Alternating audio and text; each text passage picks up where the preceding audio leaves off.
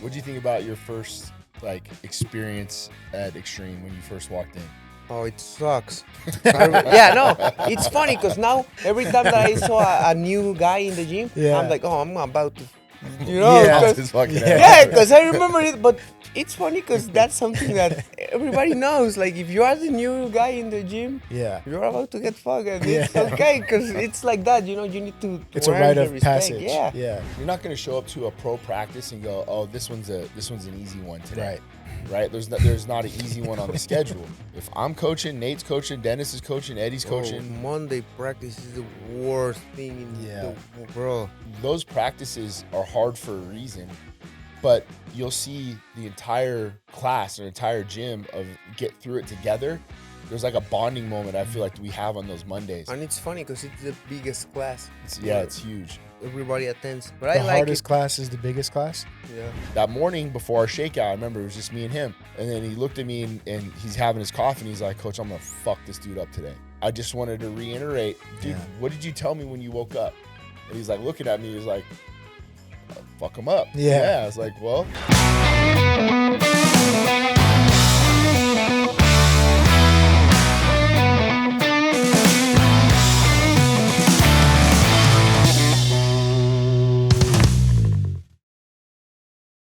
What's going on, y'all? Welcome back to another episode of Verse Us with Eric Nixick. He is Eric Nixick. I am Randy Famerich, and this is Verse Us. And today we are joined by a rising UFC lightweight contender, Daniel Zellhuber.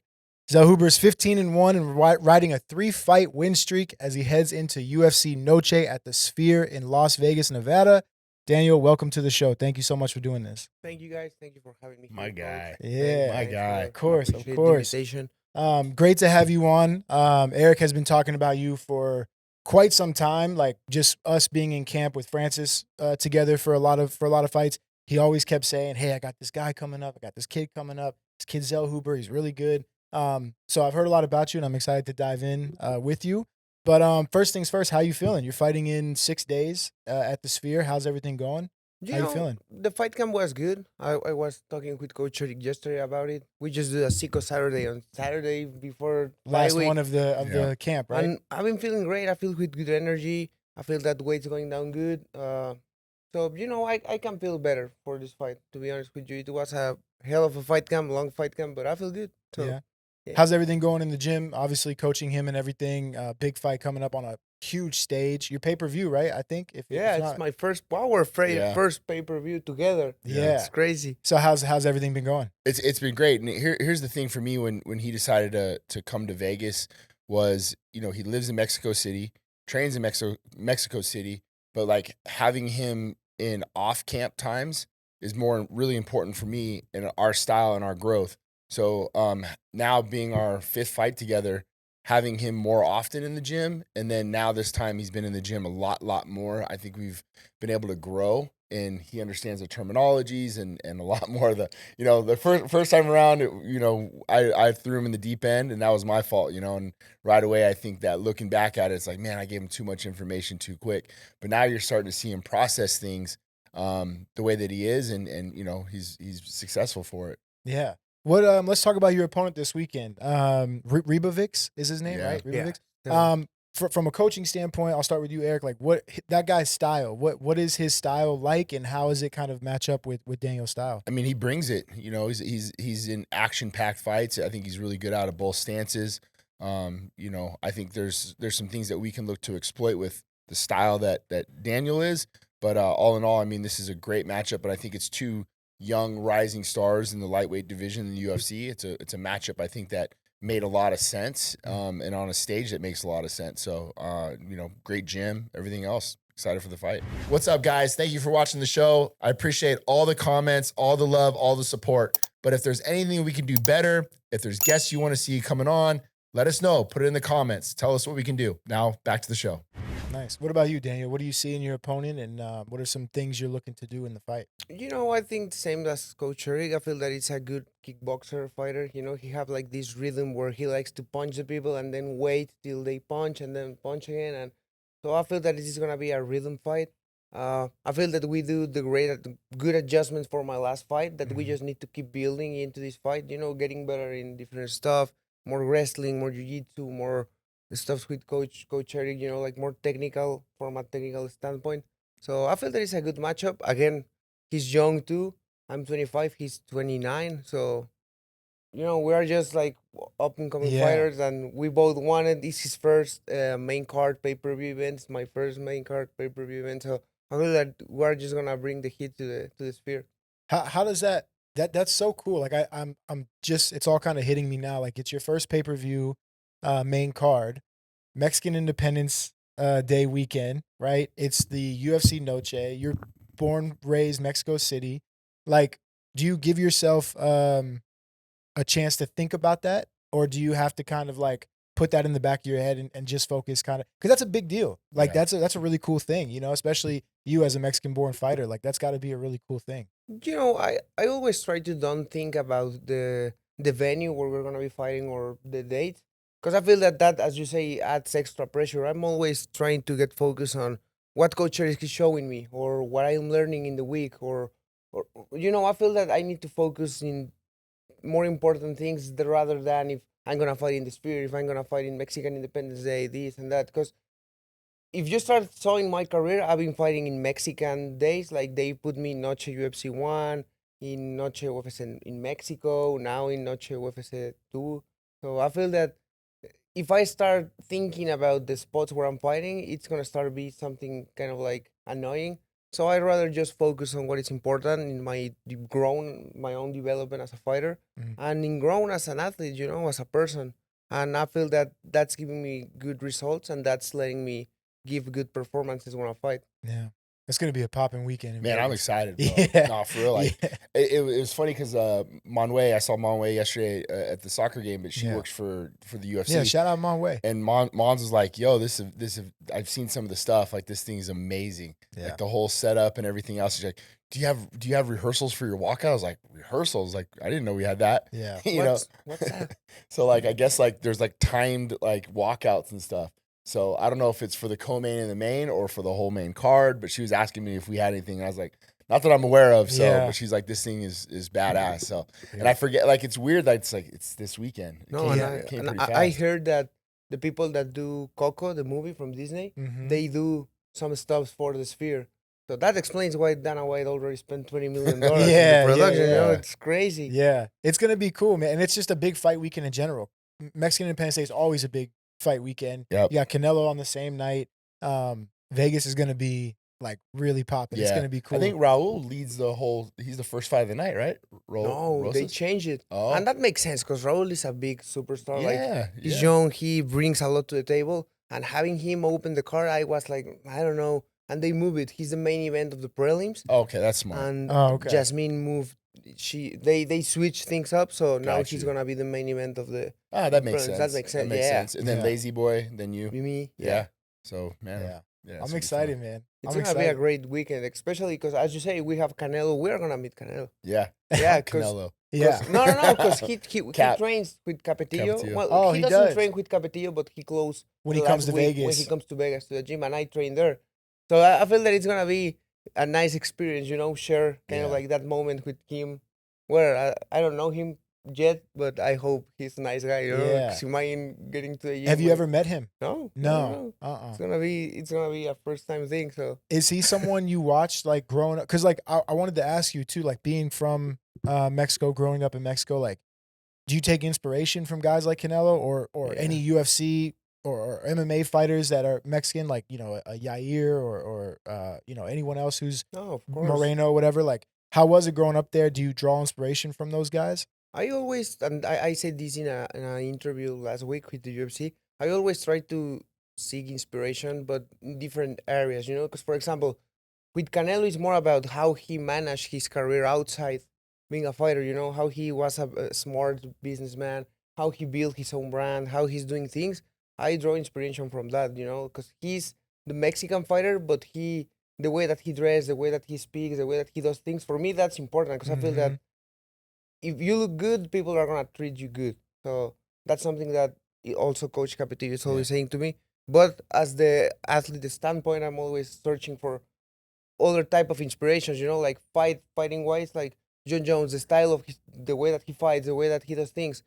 that's something that I look for. Or then you have Ilya Topuria, another guy that I like to watch, not because we have similar fighting styles, but the way that he manages himself, the way that he talks, the way that he thinks. So I feel that I'm always trying to look for different guys, Yeah. even with Francis Ngannou, like this fight camp, you will know after the fight why, but he was a really big inspiration during this fight camp because you have those guys every day in the gym. You learn from you learn from past things that happened to them in fight camp. So I feel that it's important to me, kind of like depending on the situation, I Right. grab different people to inspire me. Yeah, drawing inspiration from guys like that, I'm sure can only help. One thing you have over Canelo, you're speaking English way earlier in your career than Canelo was. Yeah. I remember when I heard Canelo speak English, it was like a couple years ago, and I was like, oh, he speaks English now. Oh, okay, here we go. Now Canelo's gonna take that next step. That's when we Exactly. actually. That's how kind of. Well, tell him how we met. You wrote me on Instagram and stuff. I, Yeah. I was telling you Yeah, I want before to you hear arrived. this. Yeah, I wrote Coach Eric in Instagram because I knew I was coming to Vegas.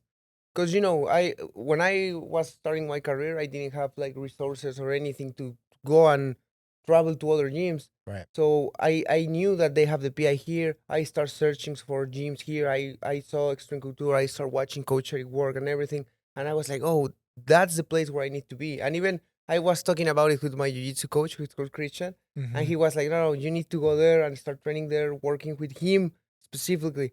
So I remember I wrote him in Instagram like, hey, coach, I'm an up and coming fighter. I just won my contender series fight. I want to go enjoy the team, blah, blah. But I didn't get a visa. So I moved to Thailand for a couple of weeks. And then when I have the fight, like 6 weeks before the fight, I came to Vegas because I have my visa. I Mhm. start working with Coach Sherik. And, speak English has been really helpful to me because if not, how am I going to Yeah. understand Coach Right. Sherik? And even with all the codes and everything, it would be worse. Like, Yeah. Yeah. No, Yeah. he wrote me on Instagram and I remember watching his contender series fight. Mhm. So I think that's kind of how we started following each other. And he wrote me about coming out, and then we FaceTimed.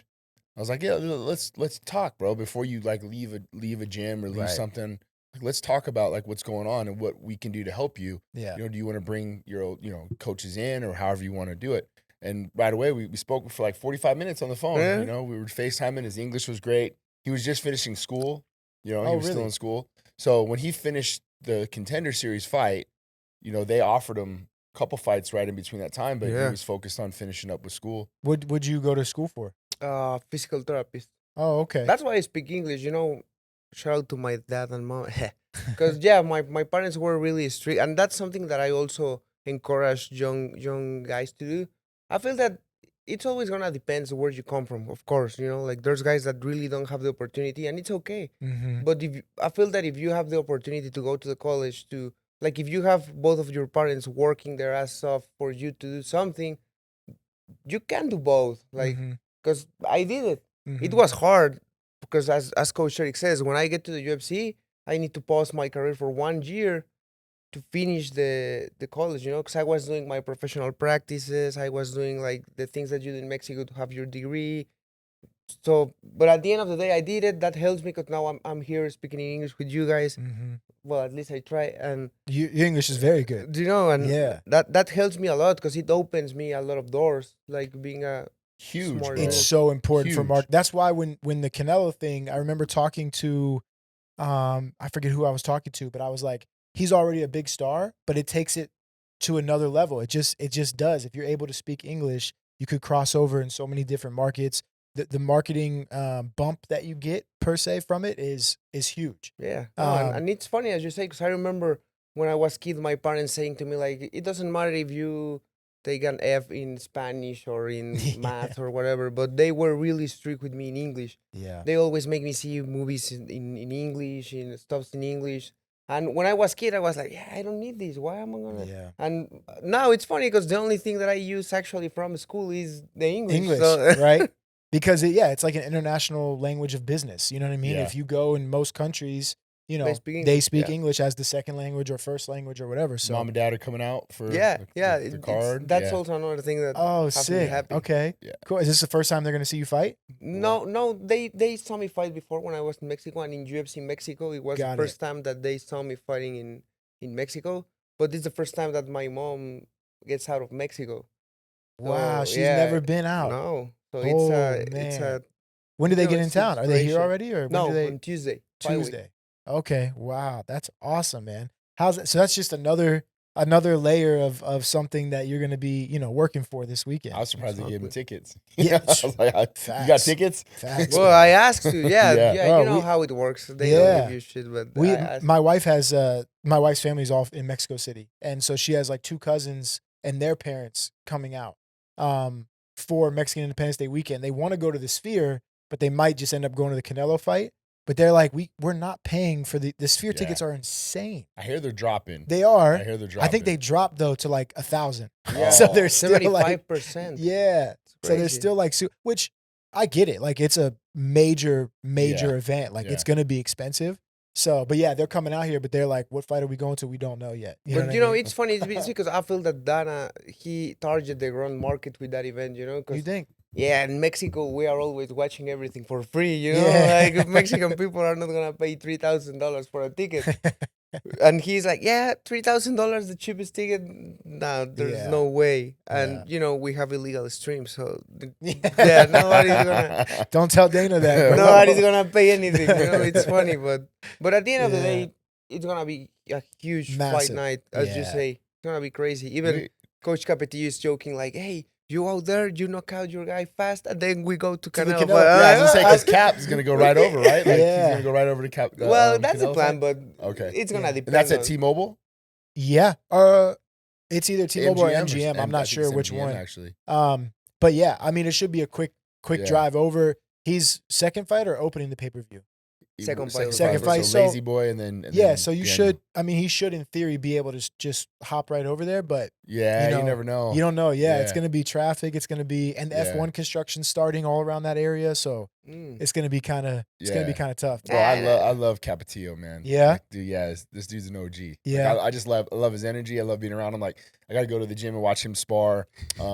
Trevor McCombie. Yeah, 'cause Trevor's fighting Caleb Plant, Oh wow. and Okay. and he 12 sparred rounds. him. He sparred him 10 rounds or 12. 12. Yeah, Wow. 12, and the day that you The- go 10. yeah. It was the Dude last one. did amazing. But like the Wow. just the environment in the gym, bro. It was Yeah. like, or the boxing gym Yeah. world.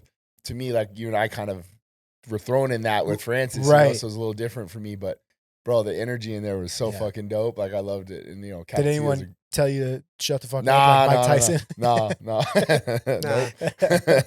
Nah, Coach Nope. Kev loves. That's Coach Eric. awesome, man. It's good because they kind of like work good together, you know. Kind of like that's another problem that I feel that a lot of coaches have here. That everybody wants to be like, no, I'm the main coach, and Yeah. I get it. You know, you need a main coach, and for me, that's Coach Eric. But Coach Capetillo respect that a lot, and that's why things works better. Yeah. Because Coach Capetillo knows that the stuff that they show me or he showed me needs to fit with what Coach Eric's showing me. Yeah. And kind of like having that line of respect between both makes everything work better. Yeah. Because if they start like being like, yeah, he doesn't Bickering. know what they are doing, or, then it doesn't feel like a team. It doesn't, you know, and Yeah. that's something hard to do as an athlete. Because when I moved here, I left everything behind. Like Mhm. all my team and all my coaches was like, all right, you need to keep growing. Go build your team in Vegas.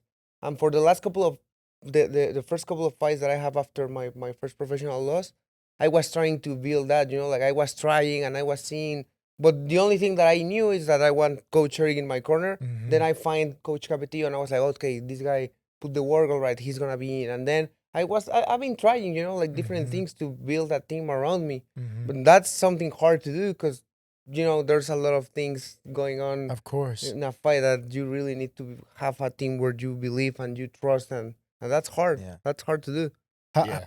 Go ahead. No, and he's right, but like as the fighter, you delegate what you want, and when we understand our roles as coaches, then it's up to you to accept that role or not. Do you want to Mhm. be involved?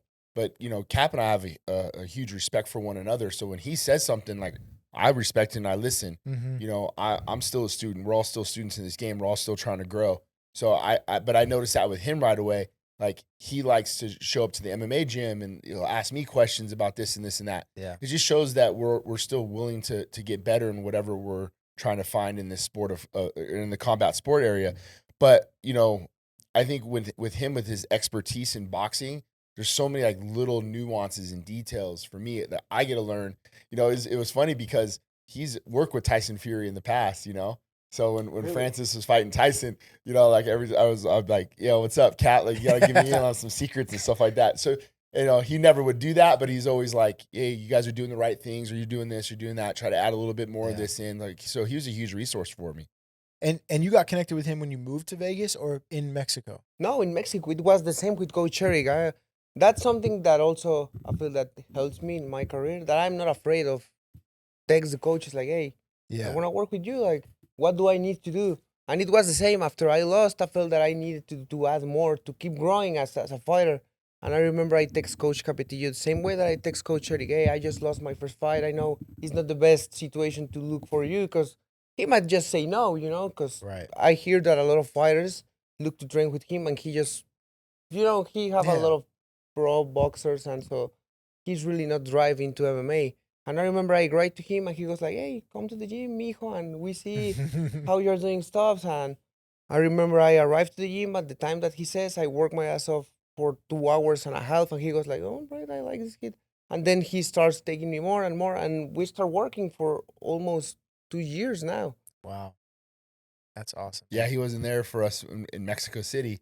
So, oh, really? Yeah, but so like where I'm cornering him in Mexico City, I'm thinking to myself, all right, what would Cap say in this particular spot? You know, or, you know, like try to like do what I would do, but also think about like what Capetillo would say. And of course, it was like, work your fucking job. Because it's funny, because sometimes the boxers like to scream a lot. That's something that it's really disrupting for me between boxing and MMA. In MMA, everything is more martial, more respectful, because you are sparring your teammates. So if you are about to knock somebody out, you chill. You're like, okay. Boxing is not like that. No, and it's funny because sometimes I punch the guys and I wobble them, and Coach Chase is like, all right, no, let it breathe. Like, but Capetillo is like, knock him out, come on, go for it. But it's funny because now he understands. Yeah. And also when we start sparring, I remember he uses to scream a lot. But that's because if you ever go to Top Rank Boxing to watch the sparrings, sometimes it's not even instructions. The coaches are just like talking shit. Yeah. And I remember the first times that I was sparring there, it was funny because sometimes even the coaches are screaming things to me, and I was like, what the fuck? You just say things to your fighter, not to me. But it's funny, and now that he understands that, you watch him go to the MMA gym, and he tries because he still have that, you know, like Sure. But he tries to be more calm. He lets Coach, because I talk with him like, hey Coach, I need to listen, Coach. Dude, you can't be screaming the whole 5 minutes like, yeah, knock him out. But that's funny because that type of energy, it's also something that as an athlete helps you like, okay, I need to go lock in. Hell yeah. Focus. No, I love having him in the corner. He's a lot like me. Like, we want to iron motherfucker. Like, but, so when I get on him, you hear, exactly. You know? Why do you think that is in boxing? I always wondered that. Like, because MMA is very much more, not subdued, but very much like, hey, like, let's get live rounds in, but like, let's not knock each other out. Whereas like boxing, you'll see videos of Gervonta and Devin Haney and those guys. I mean, and the coaches are like arguing with each other. Everyone's on the ring, on the ropes. Why do you think that is? Like, how did that? It's cultural, bro. Yeah, but it seems so like, it seems so backwards. Yeah, the whole boxing in its core is to hit and not get hit. Right. Why are you just trying to like, you know, I feel that it's bomb on each other?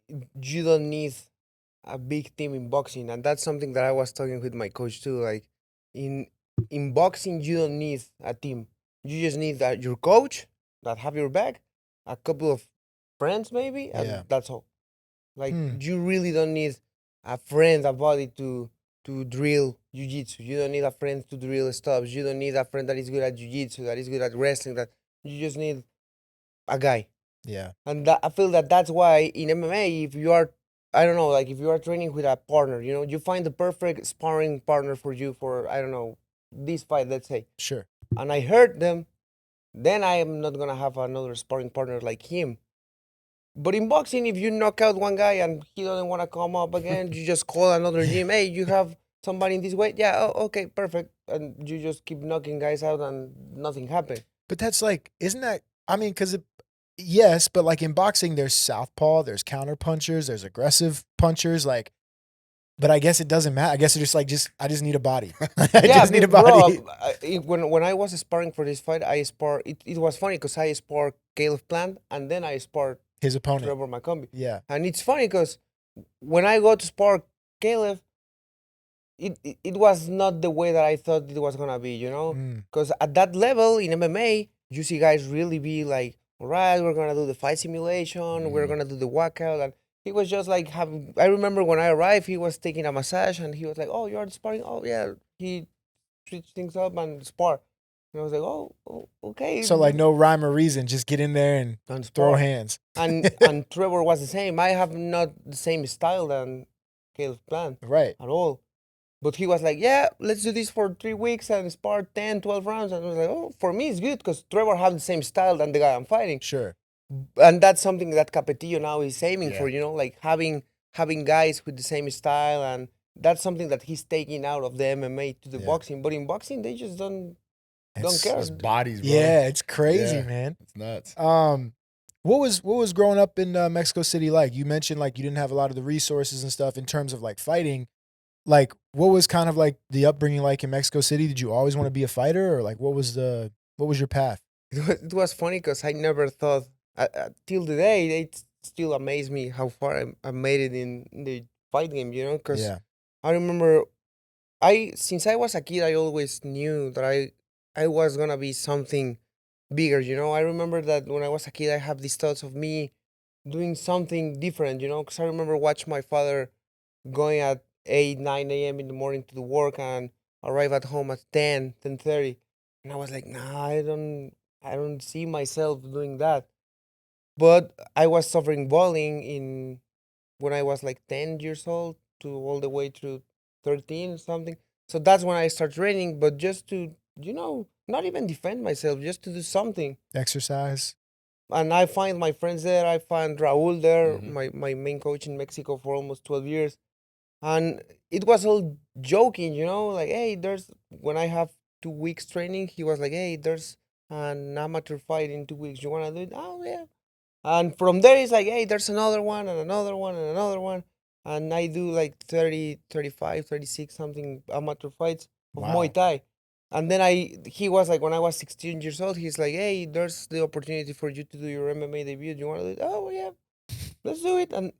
And even my parents never Just reels off 14 in a row, Yeah, 15 no in a row, problem. whatever. No, Yeah. 12 man, I Yeah. swear it was like that. Not even my parents released because I was signing contracts and my parents was like, yeah, because you know I wasn't even getting paid like big, you know. Right. It was like just money for me to buy clothes or, you know, things that a 16-year-old guy will buy. Yeah. But then I started getting into Combat Americas. That was the first big league that I get. Mhm. And I remember for that fight I get paid like $3,000 at 17, 18 years old. And they flew me to another city and everything. Mhm. And that's where my parents was like, hey, what are you doing? Like, well, this is not a game. And I was like, no, well, it didn't seem to now. Yeah, they're in And- South America, right? Cambache? Yeah. Yeah. Yeah, you gotta I go- fought 2 times in Monterrey and 1 in Peru. Oh, wow. When I fought in Peru, I feel that that's kind of like the break point for me because I flew to another country. They pay me like $5,000 for that fight. So my parents was like, "Oh, this is serious." Mhm. And I remember with that money, I stopped school and I go to Brazil to train at 19 years old for 4 months. And that's when I knew I wanted to finish school. That's important too. Yeah, because I remember I go over there and everybody was good. Like good fighters but with no resources. And I remember I was there sitting at 20 years old, 19 years old thinking, fuck, these guys are already better than me and they can't even, you know, have the opportunity to buy a house or nice things or so for me it was like also the point where I choose that I wanted to finish school. Mhm. And I go back to Mexico and I start finishing school, but at the same time I knew I wanted to be a fighter, so I tried to do both. And you know, thank God it ended up pretty good, but it was hard. That's insane. What do you think about your first like experience at Extreme when you first walked in? Oh, it sucks. Yeah, no, it's funny because now every time that I saw a new guy in the gym, Yeah. I'm like, oh, I'm about to You know, Yeah. Lost 'cause- his fucking Yeah. ass. yeah, because I remember it. But it's funny because that's something that everybody knows. Like, if you are the new guy in the gym, Yeah. you're about to get fucked. And Yeah. it's okay because it's like that. You know, you need to It's a earn rite the of respect. passage. Yeah. Yeah. You need to earn the respect. And now it's also like people need to know you because there's guys in the extreme. For example, Kai, when he was in the tournament, or Yep. Jeremy. Yeah. There's guys fighting for big money or with big fights, and if you are the new guy, they are not gonna train with you, and Yeah. that doesn't mean that they are douchebags. That just means that they are taking care of themselves. And I remember when I arrived to Extreme, we have guys there that like to spar really, really hard.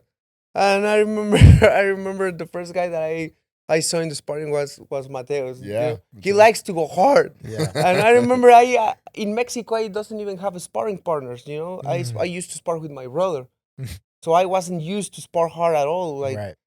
and I remember like he stared at me and I was like, "Oh, you won one round? Fuck, bro, it sucks. Longest 5 minutes of your life, huh? It sucks." And by that time I came with a friend that he was also a fighter. Mateus knocked him out. I remember he was like in the ground. I remember you. Do you Yeah, remember you? yeah. You pull Mateus out like, "Hey, Mateus, stop!" Yep. Yeah, no, I remember it sucks because you know you are the new one in the gym. Nobody knows you. Nobody Mhm. wants to help you. And again, not because they are bad people, just because they don't know you.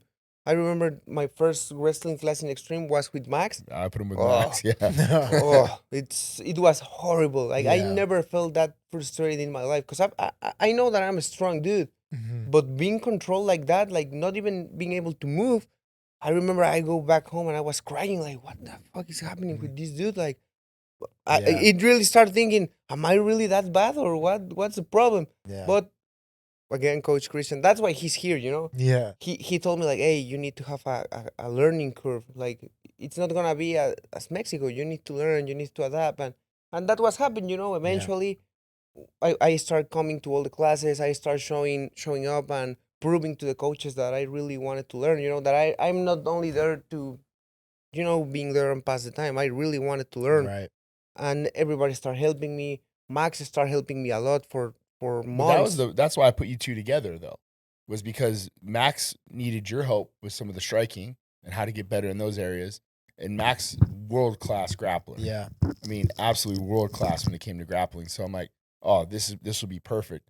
Like his first month or two, and then the bond that they actually grew like Oh, I love brothers, this guy. because awesome. then it became like, you know, friendly, you know, talking shit. Yeah. Like, oh, you didn't get me down today, or Yeah. you didn't do this, you did Yeah. that. So that, you know, that camaraderie of the challenge Sure. and the competitiveness came out.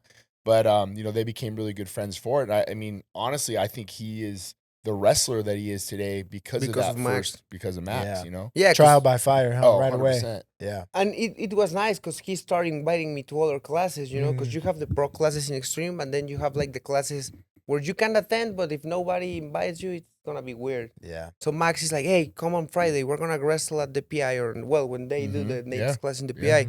And I really start going, but at the beginning, Coach Nate doesn't even talk to me. It's like I was like, hey coach, what's up?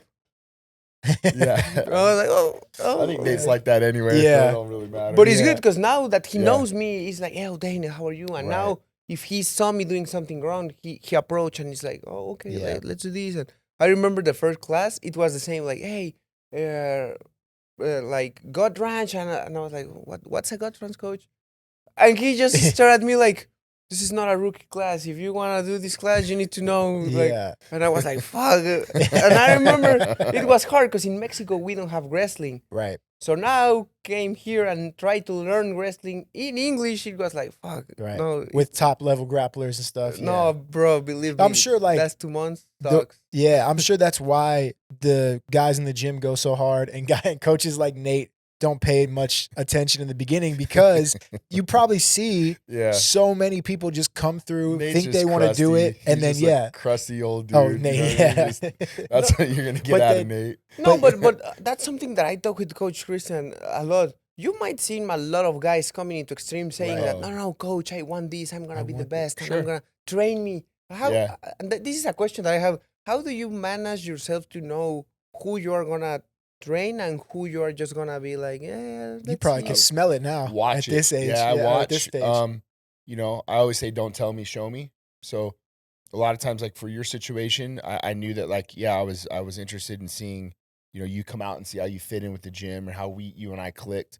But seeing your work ethic, I think is the most important, because we are so spread thin a lot of times as coaches that we can't babysit the intangibles.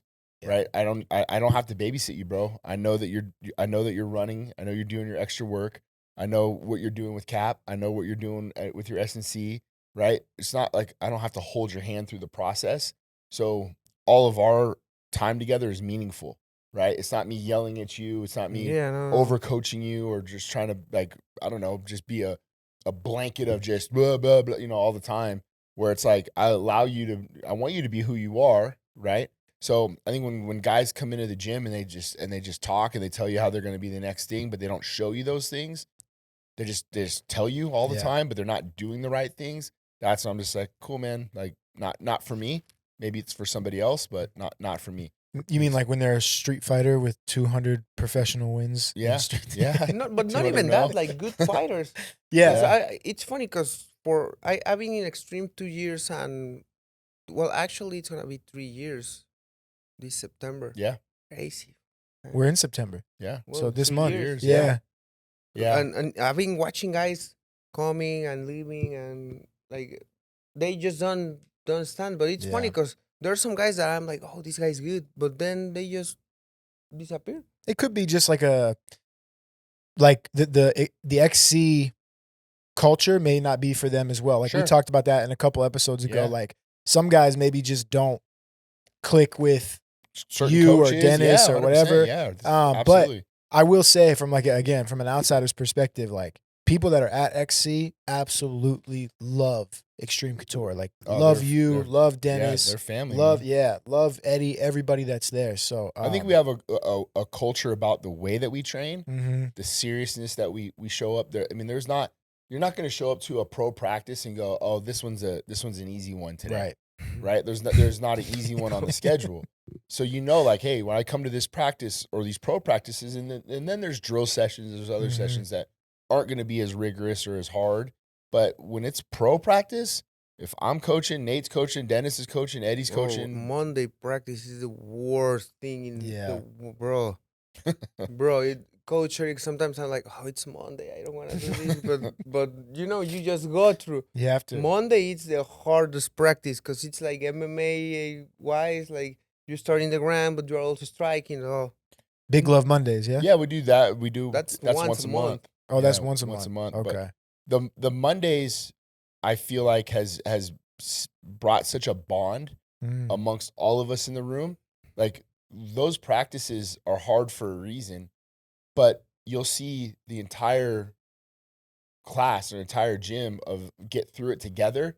There's like a bonding moment I feel like we have on those Mondays. And it's funny because it's the biggest class. It's where it's huge. Everybody attends, but The I like hardest it. class is the biggest class? Yeah, That's awesome. that's Yeah. nice, right? Yeah, But that's really I cool. remember the first time that I was in Extreme, the classes was like, because I never been in a place as hot as Vegas in Sure. this time of the year, and then in Mexico I used to train, but with my brother or with like regular people, not professional fighters. So Mhm. I could train for 2 hours without problem. Like I remember the first couple of times. Oh, I remember the first Monday class that I did. I almost felt that I'm gonna pass out because the gym gets so hot Yeah. that you could see the steam from everybody sweating. Their head. And then I was like, oh, no, I remember it was horrible. Believe Yeah. me, that first fight camp completely sucks. But Yeah. even if I lost that fight, I knew that this was the place that I need to be. I was like, no, I just need more time. Yeah. And the next fight kind became easiest because when I came, I knew what to expect. But yeah, bro, that class sucks. It was hard. What would you, I mean, you just said a lot there about the differences, but what would you say is the biggest difference between when you were training in Mexico and then coming to Vegas and Extreme Couture? The intensity, in Mexico, because if we are honest with ourselves, I feel that you can have all the knowledge that you want in this thing, like because it's also funny. I'm always watching videos and trying those stuffs in the gym, but it's not the same do what you saw in a video with no fundamentals, with no Mhm. anything, with a guy that doesn't know what you are doing, and then try that with a NCAA former wrestler or with a world Muay Thai champion, you know. So I feel that the intensity and the group that you have in Extreme, you know, because now that I feel that I'm part of the team, and that's because of Coach Eric, you know, because he also have like a close team that works with him. Now I know that also I can go with the guys and says like, hey Kai, what do you think about this? Oh Mhm. no, brother, I wouldn't do it like this. I do it like this. Oh, thanks. And Jeremy is one of the best world wrestlers that I ever trained with. Mhm. And I like to go and hey Jeremy, what do you think about this? Like, Mhm. what do you do if the guy put his leg here, or what do you do if the guy try this? And or sometimes I even show the videos and he's like, nah, bro, that's not gonna work. And but but having that in my hands, you know, like that's something that I really appreciate, and I feel that that's the biggest difference as an Mhm. athlete that you can have. We Yeah. put all these guys together on Wednesdays, and it's my favorite practice because it's invite only. It's guys that we all coach in corner, but we're all teammates together. Mhm. So it's one big pool of resources all around in that one practice. It's a lot of fun, man. And it's the dope part about it is like just what he said. There's specialists everywhere. Mhm. So like, hey, you got Lance Palmer in there today. Hey, Lance, can you run some wrestling stuff? Or Aljo or Jeremy or Joe Benavidez, Mhm. right? So all these specialists in there, and now like just a pool of knowledge. And if you're not learning something on that Wednesday, like you're missing out. Yeah, But you're it's doing nice because something it wrong. shows him all of his resources that he has. Hey, if I'm out of town for a month or a week or whatever it may be, there's guys in there that can help him, and Mhm. that's important, especially in our style of gym. And Yeah. that class is nice because again, that's one of the classes that you know you are going in the morning in Wednesdays, and maybe you are tired, so it's not a hard class, but you have everybody there. So as coach Mhm. says, I always have this in my mind about at the end of the day, I sit down in the bed and I think what I learned today. And I'm always trying to learn something, even if it's something small, but I'm always trying to add something to the bag, you know. And I like Yeah. those classes because I know that there's something that I'm missing, something that I can learn, something, and that class is for that, you know. It's funny because sometimes we start with striking and we end up doing back takes. You never know how that class is gonna be, Yeah, yeah. but it's nice because, as Coach Eric says, you are always learning, and you know we start doing some position, and then this, let's say Kai notes something that is not correctly, or he's like, no, we can do it there and this, and then Myron, for example, shows another thing that works for him, and Mhm. then there's everybody sharing their things. And another thing that I like about that class is that you can ask. Yeah. You know, I'm a guy that it's always asking. I like to ask a lot. Right. So it's like, hey, why you do that, and why, and everybody's like, oh, okay, this is the moment I explain you, and everybody grows. So Yeah, it's Yeah. nice that's because like last one, hey, you're next up. Is there anything you want to cover? Anything you want to go over? Right. You know, and it gives me a moment too, like where I might have tunnel vision looking at just the one game plan for him, whereas like Ige might go, oh well, don't forget about this, or that. Mhm. Oh yeah, okay, there's some other things we can add in. You know, so it's always nice just having that group of guys in there and a fresh set of eyes. Yeah. You know, it's a Definitely. fun practice. So I just want to ask this because, a lot of times you'll see, undefeated fighters, they'll lose their first match and it kind of fucks them up, right? Kind of like gets them into a weird space or whatever the case may be. You seem like you were like, took it on the chin and just kept moving on. Obviously, you've won 4 in a row or whatever it is since then. Why do you think that is? Like, is that just you mentally, like you're able to move past things that quickly? And do you think it's the group around you, Coach Eric and XC guys and your coaches? Like, what do you talk to a sports psychologist or anything like that? What do you think it is?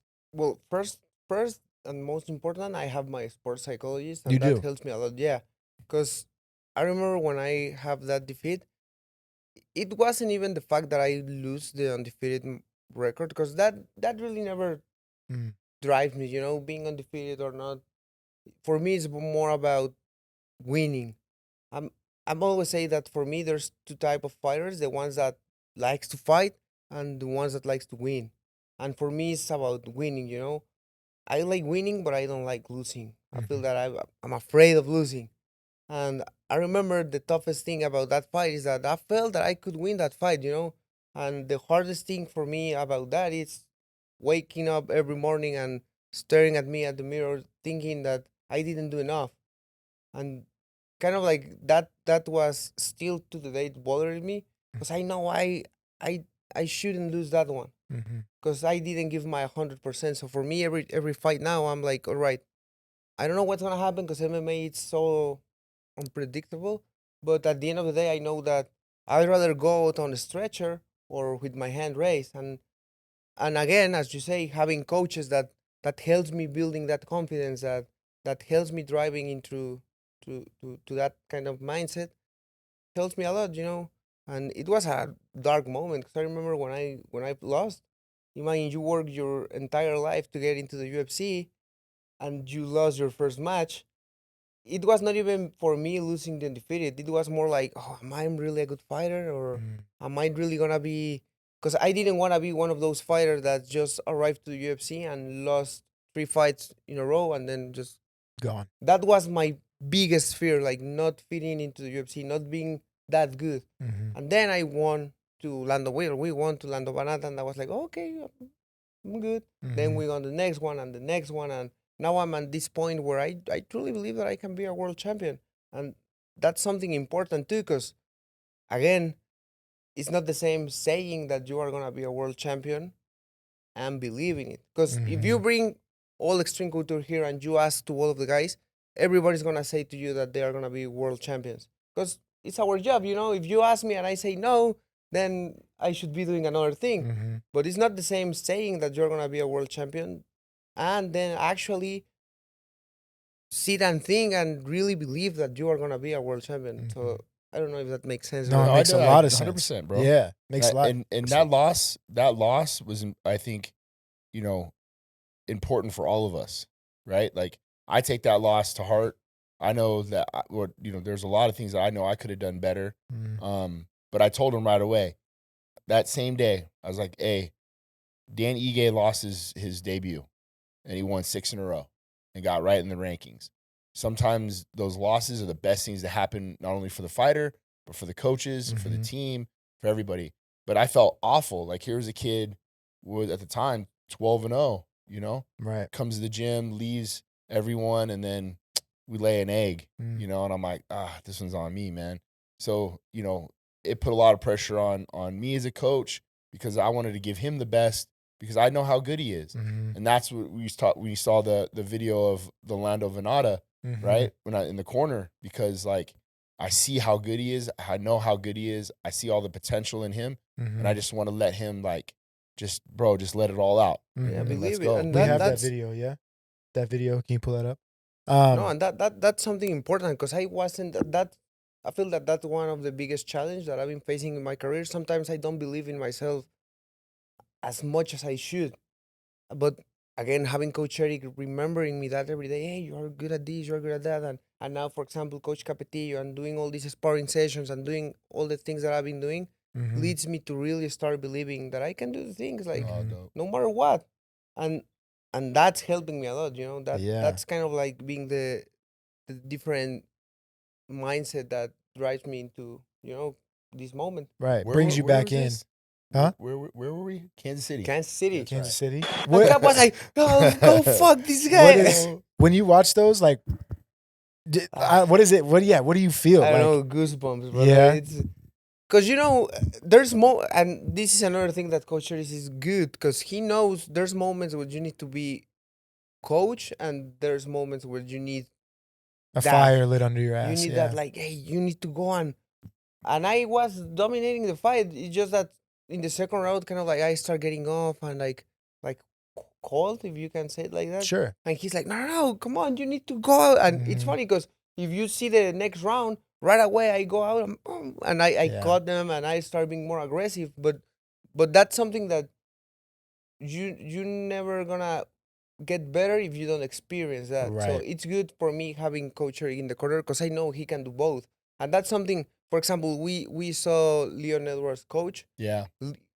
and I remember that you can't be always just motivating your fighter. You need to be doing like coaching, and because if you need motivation every round, you're doing something wrong. Right. So having Coach Eric that he kind of like manage wisely the corner because he arrives, he knows that he just have 1 minute, so he knows if I need more coach advice than motivation, he's gonna be like, okay, we need to fix this, Right. this. But if he knows that I'm already winning the fight and I just need that extra push, he's gonna be on Yeah. the motivational side. Right.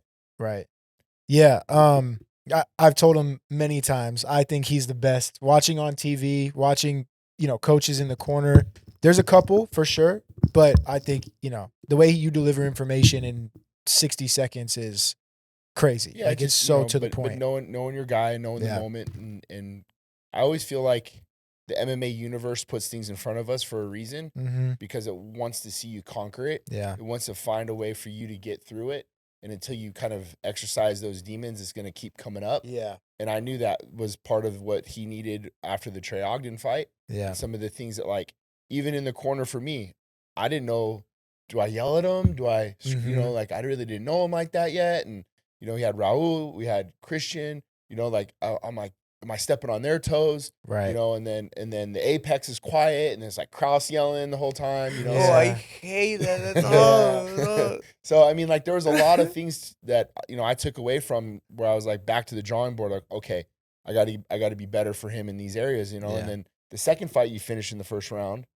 That no, was, almost. Herzog didn't stop the fight. You remember which one? the Lando Banana fight? No, the second fight. Oh, Or the third fight. The third fight. Yeah, with Jagos in the second round Yes. Okay. Mhm. Yeah. Yeah. With the anaconda. with Anaconda. Yeah. Do you is it I assume it's like case by case, fighter by fighter basis, but like he was like you were saying after the first round, maybe you got on cruise control because like you like your mind was going like, oh, I got this one, and your mind kind of goes somewhere else.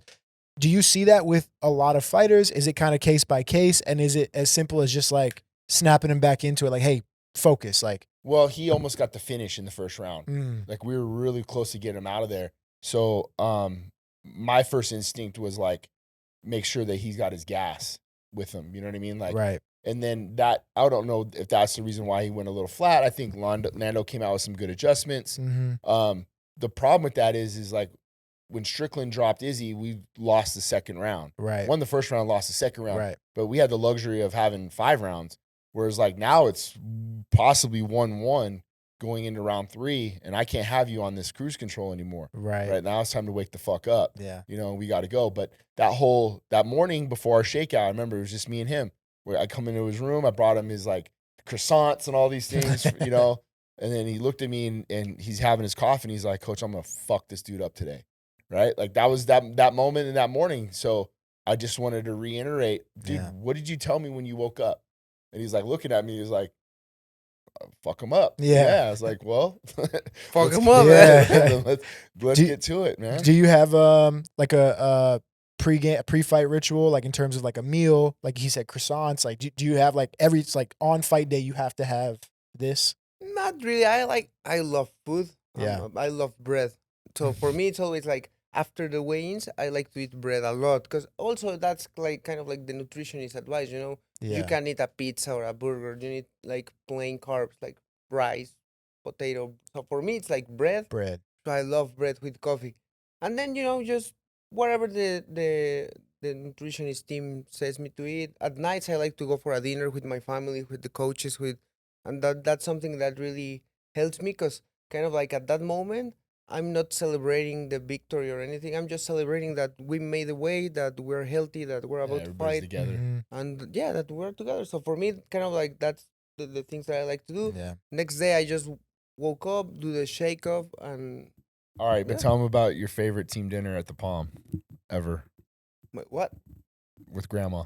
Ooh, that's a funny story. Tell him. Let's hear it. Oh, You're allowed.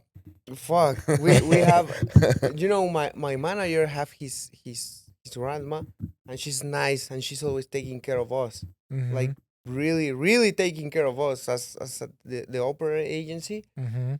But she have this like she's from Mexico, so Okay. you can fuck with her. And there's this waitress, and it's funny because I remember like blonde waitress, like, and she asked her to take the dishes, like, and she's like, she just ignore her, like, yeah, I'll take it then. And she asked her again, and then she ignores again, like, yeah, later, I'm gonna bring somebody. And then a Mexican girl appears, and she just switch, like she gets mad and stand up and like, no, I'm gonna take the dishes myself, and she grabs the dishes and she go and put it. No, take this motherfucker away from me. No, she really started doing it, and it was funny because when all that was happening, Coach Eric and me was like eating a lot in that moment. So it was something crazy. So it set her off because like, so we ordered our food and we didn't get our gnocchi, remember? Like we didn't get a couple side dishes or whatever. So, and we had a private room in the back at the Palm. And then, so it was Cesar's dad, right? No one was filling up the drinks. No one was coming in the back. And you can see grandma just getting heated.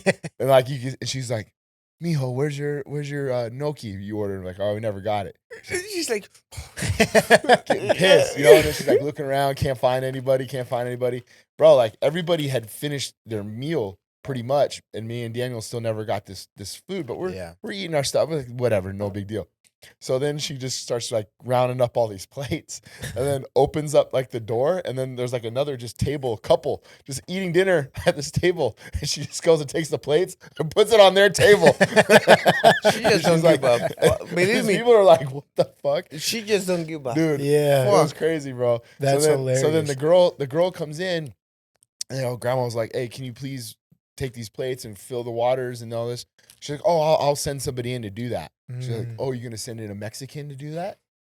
Remember? And I was like, bro, I'm just sitting there the whole time, like me and him were like, oh, shit. Going back like, and forth. It's going down. From there, it just go downhill from there. It was going down. So she started cussing this lady out. She's like, bring me somebody else. Don't ever come back in here again. Jeez. Yeah. So then she was not having it. She goes, bring in all the Spanish speaking workers. And she tipped everybody. Mexicans and the Hispanics. Yeah. Because she's like that, she's probably a Mexican and she doesn't like that type of things. Yeah. Because again, I mean, probably that was not the waitress' intentions, but I don't know, like she was just heated that day and took it personal, and it was funny. I fucking loved it. Yeah. I thought this shit was amazing. I was like, bro. man, just don't spit on my shit. Yeah. The good part, because I thought the same. I was like, fuck, we're about to eat something that somebody else spit, but the good part, that's what we already finished. Yeah. And everybody was like, hey, you want dessert? And I was like, no. I'm good on dessert. I'm going to pass on dessert. Good. I'm gonna pass Bro, she on called that. everybody in there and tipped everybody. That's awesome. Everybody. And it said this whole thing in Spanish to everybody. And I was like sitting there excited. And then he was like, I'll translate it for you later. And then he translated, and he was like, my family was the heir of Coca-Cola. I have a lot of, things, but I want to take care of my people. Just the way that she, it was amazing, bro. Wow. It was absolutely amazing. But yeah, that was one of my favorite freaking team dinners of all time. Yeah, I know. Wait, this one's going to be better. Oh, I know, right? Yeah. Don't fuck with grandma. Live up to that, dude. Is there a story in whether it's like training or a fight or whatever that you've had like a welcome to the UFC moment? Like oh shit, like I'm here, like I'm in this moment right now. You know what I mean? Yeah. I feel that's something that Coach Eric said, and that really sticks with me, because I remember we're about to fight in Kansas City, because it was the first time that I was about to fight in the UFC with public, with crowd, right? So I remember I was like, because again, in the first fight I lost, I felt that I was focusing more on, am I gonna go out there and look like I'm rude, or am I gonna go like thinking stupid things like that, not even getting focused on what is important, the fight.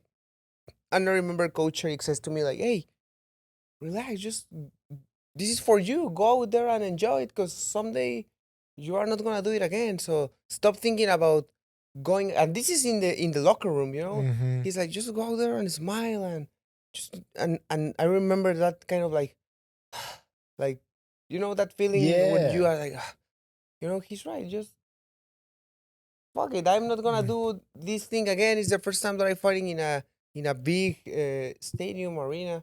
So I was like, all right, I'm just gonna go out there and enjoy it. And you could see how I go through the walkout smiling, but not a fake smile. I was really happy. I was like, yeah, this is it. And and that's when I realized also that I like to fight with a crowd, because there's guys that doesn't like it, but for me it's like the best feeling in the world.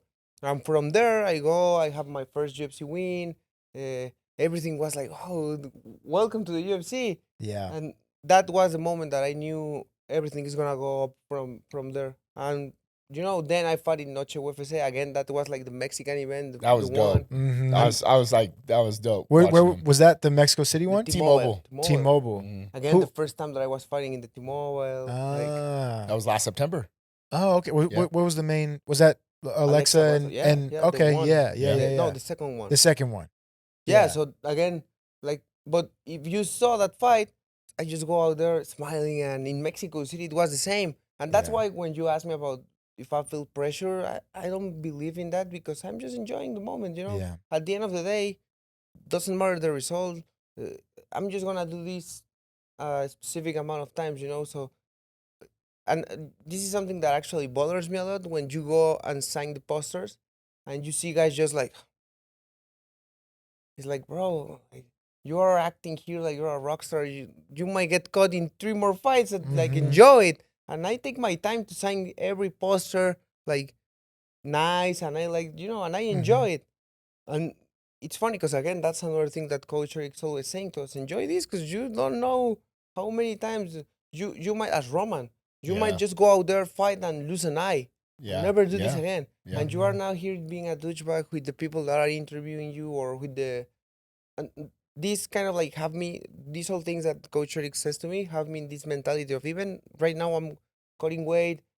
I'm always trying my best to be nice with my team, with the people that I'm talking, because I know that it's not their job, like, tolerate me being rude just because I Mhm. think that I can, because I'm cutting weight, So I'm Mhm. always trying to, because there's days that you are tired, but I'm really always trying to be nice, because I want to be one of those guys that enjoy everything, even cutting weight, even like everything, and Mhm. that's something that I'm always trying.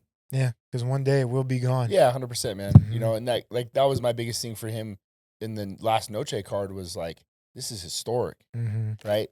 And I was like, I want you to walk and look at faces and connect to Yeah, I people remember. and enjoy the walk, because these are the things, like those details that you're going to tell your children about. Mhm. And I think it's important that then once we get in the cage, you're going to have time. Buffer's going to announce, and then you're going to zone in and on the fight, the task at hand. But those little moments, man, I think are very important. And then he relishes in those moments, man. Yeah. It's cool to see. I think that's interesting for like the general audience to think about. Because like me, I'm thinking like, so you got to be locked in the second you leave the locker room till, Right. because you know what I mean? Because it's like not many people do, less than 1% of people on earth have ever done what you do, right? Making that walk. And so like to the general public, to me, it's like, oh, I got to be locked in, like from the locker room to the, Yeah. once he announced I'm locked in, I'm not fist bumping Buffer, I'm not doing nothing, I'm just locked in. But yeah. it does make a lot of sense to like not have all that, because I guess you could in theory have like an adrenaline dump just from like being Oh, that and tense. you have Sure. it. From- No, yeah. you have it, but it's funny as you say, because there's guys that go out like that, and it's perfectly okay. Right. It's their way It to do works the for some things. of them. But for me now, and this is something that my sports psychologist told me, I'm not thinking about it. I'm just living the moment. If at that particular moment, for some reason, I go out lock in, all right, this is what it is, and it's not wrong. Mhm. But if I go out there and I enjoy, and I see the people, and I stare at everybody, and I like to take the energy, it's Mhm. okay too. Mhm. And that's something that I start doing in that Noche UFC, because every time that I'm gonna step in the cage, I like to step and not just go straight in. I always turn, and I don't Yeah. know, I like to see the public and feel the energy, and then Yeah. I'm like, "Oh, okay, I'm ready. And Mhm. I just go in, and it works for me. But if in this fight I just go out there and I'm like, oh, I'm gonna Dude, Mexico this? City was Yeah. energy, bro. I'm sure. Energy. I'm sure. Do you have a lot of like friends and family at that fight? Yeah, I assume. imagine it was the first time that my parents ever watched me fight for the UFC, Wow. live event, friends, coaches. So I take my time in that. I Yeah. remember I go in and I was like, and I stare everything, and it was a pretty amazing Such moment. a great fight too, bro. Like you put on an absolute clinic in that fight. Was It that amazing. the I want to say that I was in Saudi Arabia with You were Dewey. because I flew out. I flew out with you. Yeah, because we flew were out right watching after it on our, because that was like the he was a shorter guy, but he just kept coming forward, yeah, right? Yeah, Pitbull, bro. Dude, we were watching that fight. That dude, like, you were busting that dude up, and he did not stop coming forward. Like, he praise was. to him. He Yeah. had really big balls. Because, Yeah, he could break. Yes. Like to be honest with you, I feel that, again, like, he could just lose the fight and nobody would say nothing, but he's one of those fighters that, no. Yeah. That mindset. Yes. I'm Bro, living on a when you stretcher. hit him with that knee, Dude. bro, I'm making it was right in front of me. We were working on this knee the whole time, and I know how hard that knee lands. And the kid's just like staring at him. Yeah. And I'm like, bro, how's this guy still standing? I remember in that round, I found out I wasn't gonna knock him out. Yeah. Because I remember coach saying, like, hey, if you are gonna throw the kicks, throw the knee first. So if he gets in, you hit with the knee, and I saw his head like boom, and I just saw him like. Yeah. And I was like, oh, fuck, like, this guy is not going anywhere. So that's when we start making the adjustments and just jabbing and staying moving. on the jab. Man, that dude was a pit bull for sure. I remember watching that fight over there. It was tough. late, and I was like, that dude is coming forward. What do you think of the landscape at 155 right now? Like, you're in shark-infested waters at that weight class. And, like, what do you make of the landscape? And with the win, like, what are you looking to do next? Like, top 15, top 10? Like, how do you want to climb? I always have a plan with the team where I wanted to take my time. But again, now that I'm more confident in my skill set and I'm more comfortable fighting and, doing all these things, growing as an athlete, I feel that this fight is my way to put all the 155 division on notice, I want to win this fight in 6 days. And after that, I want that former top 15 opponent, like somebody that was already in the rankings, but now Who? not. Who? I have Michael Johnson on mind, even Bobby Green, or like I it's funny because I talk with Chase Hopper, like in Instagram. I text him like, hey, you want to fight? And he answered me, and then it's funny because we end up being kind of like friends, I was trying to talk. How can you hate that guy? Yeah, really, honestly. I was trying to talk bullshit, and no, it didn't work. Yeah. But, I want one of those guys that was already there, but it's recently coming out, and then close the next year fighting for a top 15 opponent, and then start 2026 for top 10, close top 5, and then 2027 championship fight. So you have like a 3-year kind of like roadmap. Oh yeah, I'm a very kind of like, I like to have everything planned. I feel that that's also why I'm being successful in my career, because I don't like to do things just like, let's do this. No, you have to build a roadmap. Yeah, of course. Eyesight and mindsight, bro. You got to do that. Do you think that, like, do you want to wait till, not wait, but do you have that in 2027 because you think it's going to take that long to get there? Or like, if it comes at the end of 2025 or the beginning of 2026, are you you'll take it no matter what? Yeah, Coach Capetillo is always saying this to me, like, you don't say no to the world championship. If the UFC called me and says, like, the same thing that happens with Steve Erceg, like, where he was the number 10 and he get the title shot, all right, I'm doing Jamal it. Hill. Jump Jamal on Hill's that another one. Yeah, I'm doing it. Roundtree. Yeah, exactly. Mm-hmm. But, I know that those divisions are not as packed as lightweight, Lightweight division is the best division in the world. Not even only in the UFC, in Bellator. In the world, it's the toughest division, the deepest division. So, actually, I feel that the top 5 of lightweight division can be world champs in different divisions. So, I feel that it's a stacked, crazy division. So, for me, I have this plan, and I'm aiming for this to happen this way. But if it doesn't happen that way, we adapt. Yeah. So, how does he make lightweight? Right? Dude, when he walked in, I was like, yeah. You sure you make 155, bro? Oh, bro, it's funny because Pyle will look at him. Pyle's like, "Wait, are you sure this kid's a 55er?" Yeah. No, what are you, 6 foot, 6'1"? How tall are you? 6'3". 6'3"? Yeah. God damn, bro. 6'3", bro. Damn, Now bro. I'm skinny. Now today I woke up at 172, so pretty much good for a weight cut. What did I say to you going in round 3 last fight? Remember about the 10 inches? Oh, dude. I remember that because that was on camera. That shit was hilarious, bro. We'll use it for another time. Yeah. Use your jab, bro. Yeah. Oh, that was funny. You looked at me all weird. Yeah. I was like, what? Yeah. You know, it's funny because I know English, but sometimes there's still things that I don't understand. Sure. Like at the moment, I need to think about it. And I was Yeah. like, what the fuck? Yeah. He didn't get the joke. Yeah. No, he got Yeah, it. yeah, I'm no. like, But I'm saying, like, after a moment, then he's Yeah, like, yeah. oh. But it's funny yeah. because you're in the corner like, I Yeah. get it now. He's waiting for like technical advice. You're making like dick jokes. I said, Yeah. Daniel, if God blessed you with 10 inches of dick, would you cut it in half? And he's like, no. I go, use your length. Stay on your jab. Stay long. He goes, oh, okay, Yeah. coach. He's like, you ready? You ready? And then it hits him. He's like, oh, it's a dick joke. That I was got hilarious. it. Okay. Got it. He's giggling Yeah. halfway through the round. Yeah. Finally gets it. Imagine if I start laughing half around like, oh, I get it, coach. I'll say some shit at him too and during Sparta. He'll start giggling or whatever it is. So Bro, I know that's he's listening at hilarious. least. Let's maybe we close with just kind of talking about the top 3 fights on the card. Are you guys cool with Yeah, let's that? do it.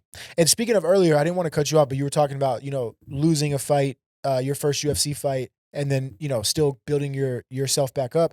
The guy in the main event, Merab, he lost his first 2 UFC fights, and now Sure did. he's here fighting for a title. So definitely Hasn't lost since, right? Huh? He hasn't lost. Hasn't since. lost. Yeah, what is it, 9 in a row or whatever? Yeah. 7 in a row. So obviously, won't talk about your fight. We all know you're gonna win. We're all picking you to win. Obviously, Lazy boy. Lazy boy picking him to win. But we can stay maybe at the top 3 fights Sure. on the card. Let me pull it up real quick. You got it? Okay, yeah, pull it up on there. But the first one, Brian Ortega, Diego Lopez. Super fun fight. Was supposed to be the fight a couple weeks ago. Or what is it, a month ago, until Dan Ige stepped in on 45 minutes notice.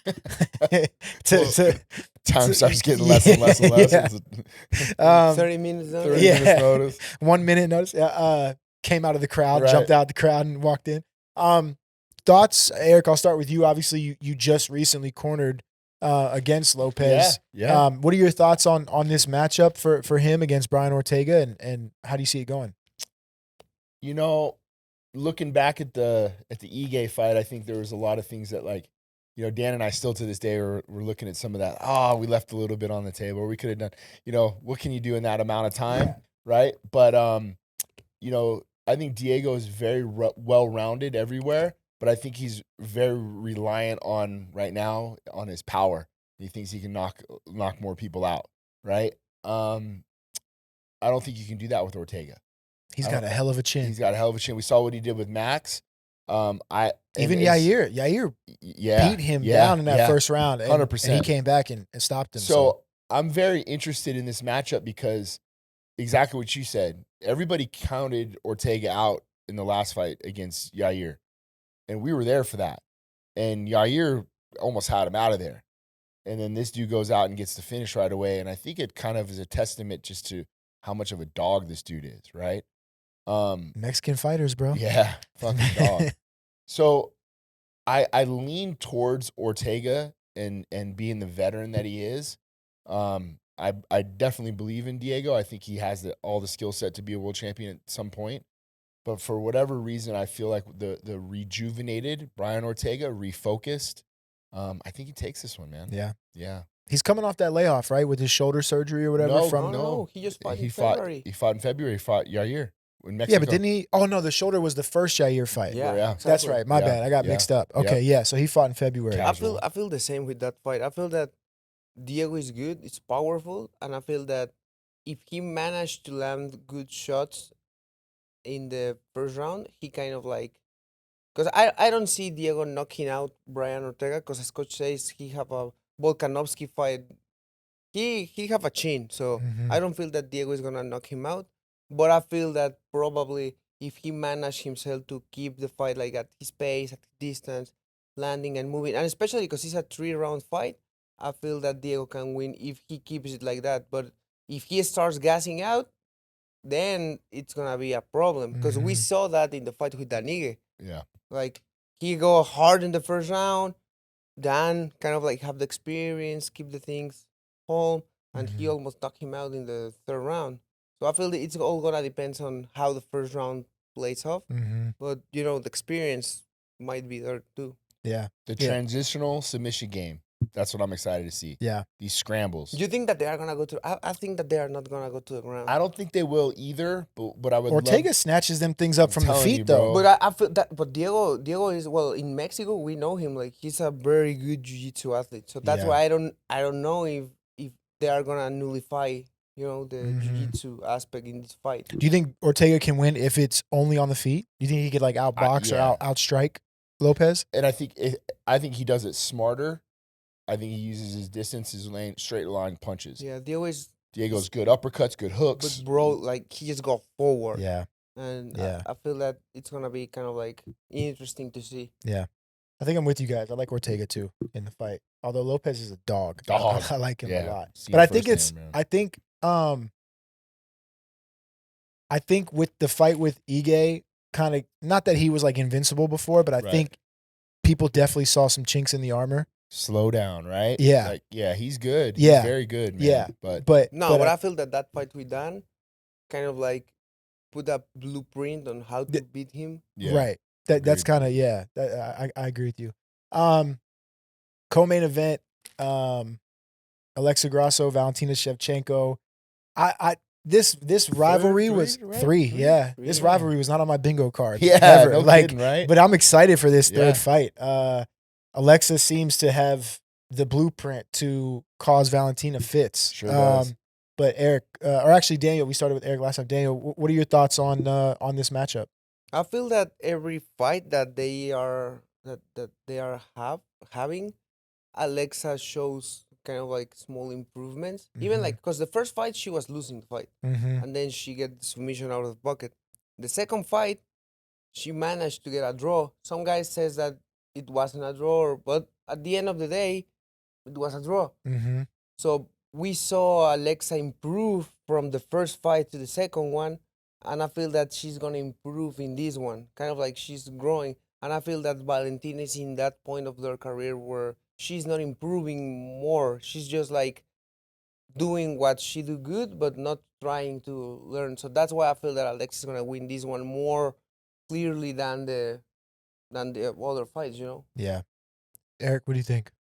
Yeah. So it was, I believe, Mike Bell that gave a 10-8, right? For Grasso. That In the round, she knocked her and- down. yeah. It was like Yeah, round 4 yeah, or no, 3. round 5. And Oh, was it the fifth? That's Round why 5. it ended up in the draw. Because if not, it would. Then Valentina lost. would have won the fight. Right. Exactly. Yeah. Was So- it 5 when she knocked her down and she did that like backward Yeah, somersault? but I mean, it was not a 10-8 round. No, And of Mike course Bell's not. one of the best judges in Yeah. the game, dude. Like he's very, very good. Yeah. I would love to know, what, I don't know. You have to go back and watch it. But Yeah. anyways, but I mean, let's back up a second. Like what Alexa's win has done for that entire gym, Yeah. right? That entire gym Yeah. has really risen behind that, rising tide raises all ships. So Mhm. that victory for her. Now you got Diego Lopez out of the same camp.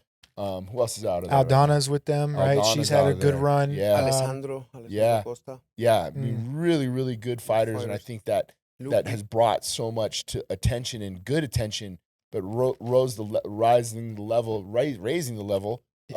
of the entire gym, the entire team. So, Yeah. I think Valentina, if she just leans heavier on her wrestling, I think she wins this fight. Mm-hmm.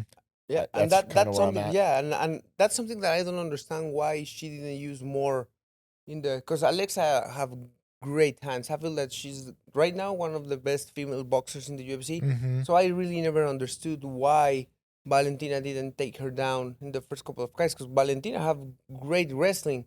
So as the coach saying, like if she go out there and start taking Alexa down since round 1, she might win the fight. That's Mhm. Yeah. that's true. And I think that's a pride thing too, because Valentina is such a great striker and has always been known as one. But if you have an edge in a skill set, lean on that edge. Yeah. Now she's shown that in the first 2 fights That she can take that her she down. can take her down. Mhm. So I would expect that the champion has been working on that as well and Sure. understands that that's probably going to be some of the game plan. But I think when it comes to the takedowns, be okay with staying in positions to cook time. You don't have to get in all these crazy transitions and moving and allowing space and all those where I think if she got on top and is okay with being a topside half guard and working that and getting the 10-8s or the 10-9s, getting the decisions that she needs, I think she walks away with this one, bro. Yeah. Yeah, kind of like the Andrade fight or the Chukagian fight where she just, you have the length, you're the big hook power puncher. I'm just going to take you down, take Just you down, take her take you down, down. take you I down. feel that, as you say, something about pride. Like she didn't like to be outstrike for Alexa. That Yeah. actually it's very, very undimensional because she Mhm. doesn't kick, doesn't knee, just boxing. Just box. But Yeah. but he was doing it good. Yeah. So I feel that it's more about, as you say, like I having kinda- that. Yeah. I love Valentina. I kind of lean toward Alexa because of that. Yeah. I think Valentina has that ego. Mm-hmm. She's been so dominant for so freaking long. Yeah. She doesn't like that she got dropped in the second fight. She doesn't like that she got submitted in the first fight. Man, I'm gonna pick Alexa, but I definitely see the blueprint you're saying. Like Yeah. it should be. She should, in theory, she could win 4-1 just doing that. 5-0 just doing that. I don't think it's going to be an entertaining fight at all. by any means if that's the route she goes. But do you want to win? Yeah, Right. but I'm gonna. I hate doing that. Yeah, I it's a love coin flip. Valentina. Yeah. And I love Jennifer, her manager. But I think I'm gonna pick Alexa in this one. And then main event, two Mexican fighters. Oh, wait. The pride of Mexico. The pride of Mexico. Primo Merab. Yeah. O'Malley and Merab. I think this is a very interesting fight. Both main and co-main event, damn near pick'ems, according to the odds.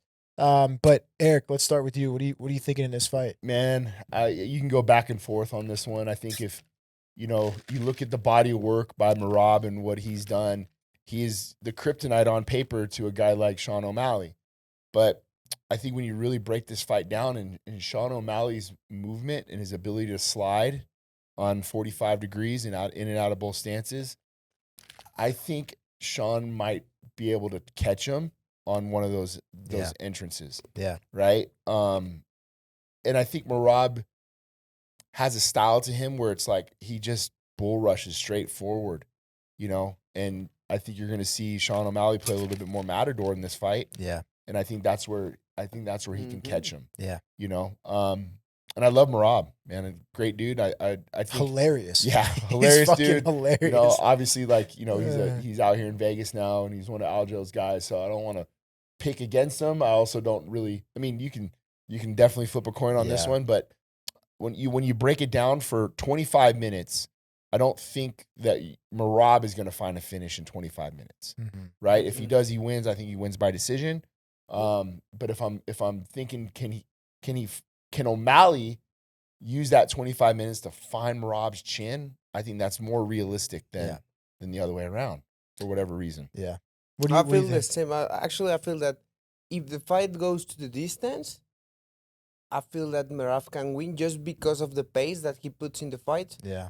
But I also, as you say, Coach, I remember every time that I start thinking about Merab maybe being able to take him down and control, I remember that knee that O'Malley landed on Chito, and I'm like, I don't know, Merab just going for a shot, Merab is going to find his chin with a knee. So I feel that if O'Malley is going to win, he's either going to win by knockout in the first, second round, or Merab can take the decision, depending on how good the cardio of O'Malley is. But again, he have a good cardio, and he proved that with Cheetah. So that's why I'm leaning more through O'Malley rather than Merab.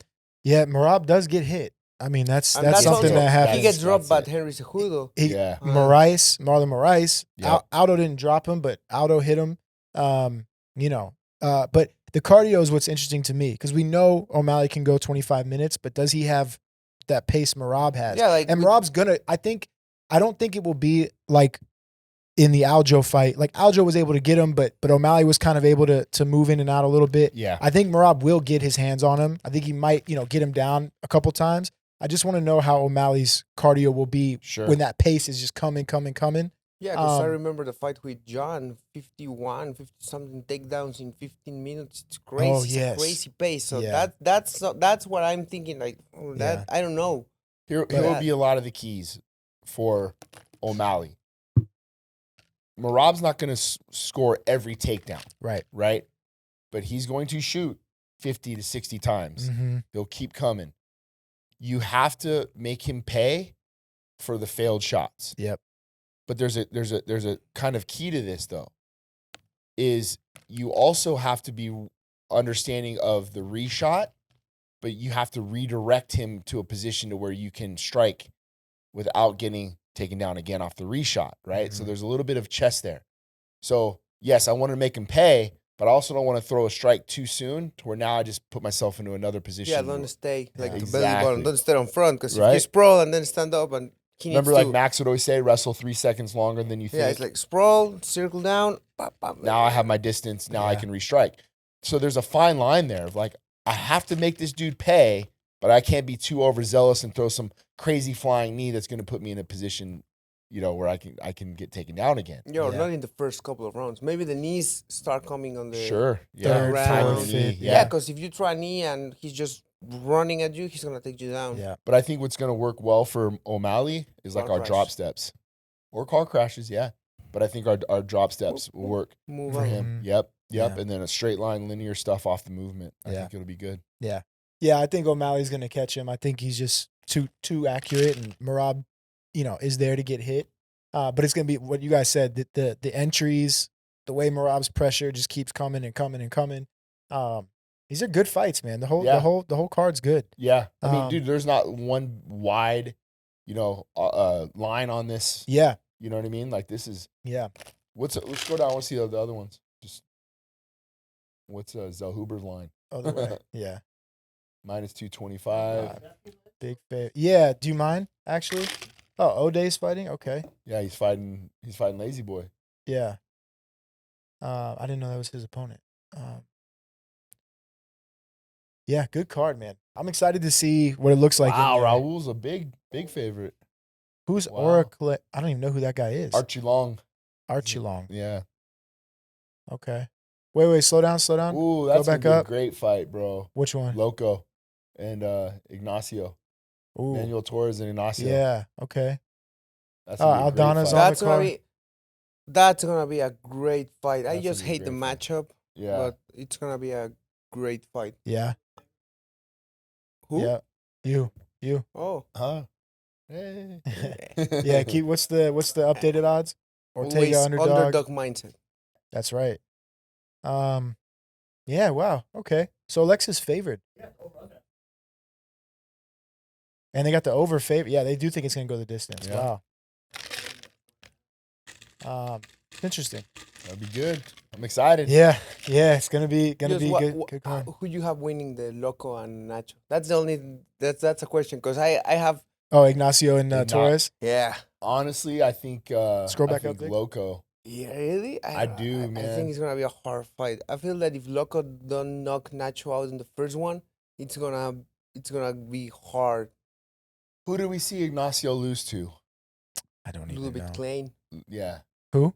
Oh, Ludovic Ludovic Klein. Klein. Yeah. Yeah. and what's the name of this guy? The Canadian dude. He's already out of the UFC. McDessie. McDessie, yeah. I'm gonna say Loco because I think Bilal Muhammad's a shitty coach. Shout out to Bilal because I'm gonna have it on the show next week. Yeah. Shout out.